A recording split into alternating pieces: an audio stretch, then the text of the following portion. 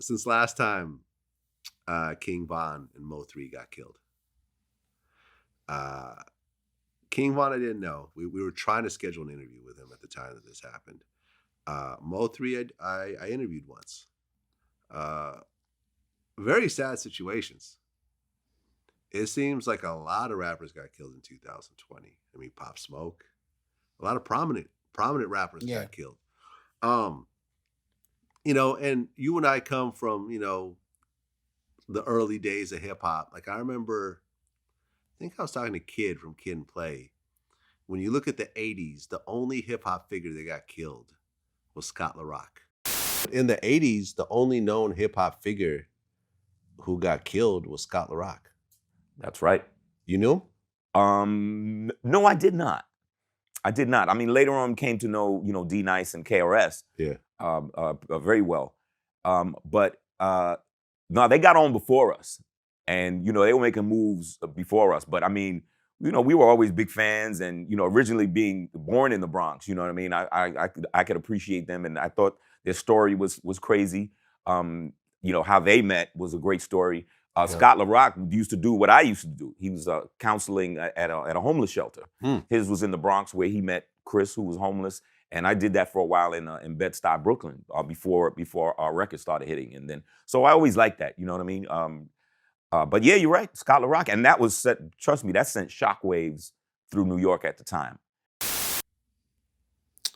Let me think. Yeah.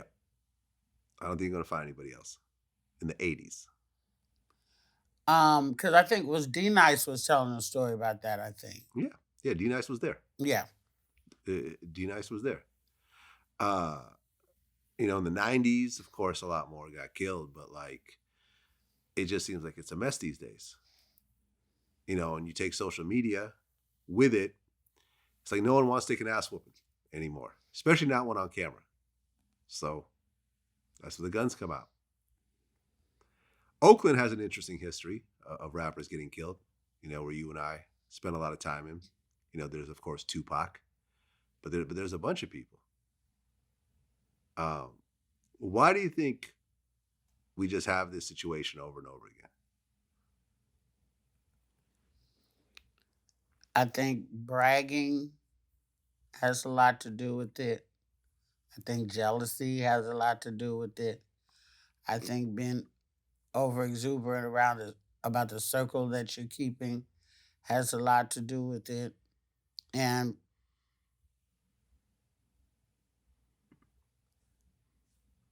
just it's some hater shit. I just don't. I think that, with the social media and the, flashing and all this money and stuff like that, that people might get the wrong idea and people close to you will set you up and shit.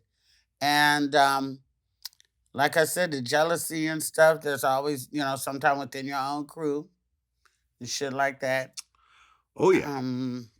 It's really terrible. I used to think, I said, if rappers stop rapping about dying, maybe then they'll take that karma off of them. Like start rapping about some socially conscious stuff again, and or family, or and there's can even you're not a punk bitch because you do a fun rap. But I just think that sometimes you bring that shit on yourself. Maybe you talk about being a gangster, but you're not really a gangster. And if you are a gangster, then why are you doing music? If you're doing music, why are you still a gangster? Yeah, I mean, I've always said that if you're a gangster and you're actively doing crimes, you shouldn't rap, nor should you be doing interviews. Period. Because, I mean, like Maryland just passed an actual law saying rap lyrics could be used. But that's not something that's even new. Yeah, I mean, for example, the Bay Area where you and I are from, there's a rapper named X-Rated. Back in the 80s, he ended up going to one of his gang rivals' house and allegedly killed the mother. And the police, once they figured out who he was, he had a picture of a gun to his head on his album cover, and it was like the same type of gun. Mm-hmm. They basically said it was the same gun that was used to commit the murder, and then they also used some of the lyrics from his album to convict him. He did 26 years. When Boosie did an interview with me, he talked about how when he was facing his murder trial, they spent a day and a half playing his lyrics to the jury. What's interesting about that case is that they actually took his song, The Race, and played it for the jury. Yeah. They And played. they do that. They played the whole day of my music. Okay, so they did this to you too. They were playing Boosie songs. They played a whole day, 8 hours of Boosie music. The whole day. Really? Explaining lyrics a whole day. It was a whole day, a whole Tuesday. They played a whole day of my music. Whether you're doing interviews, whether you're doing songs, all that is going to be evidence.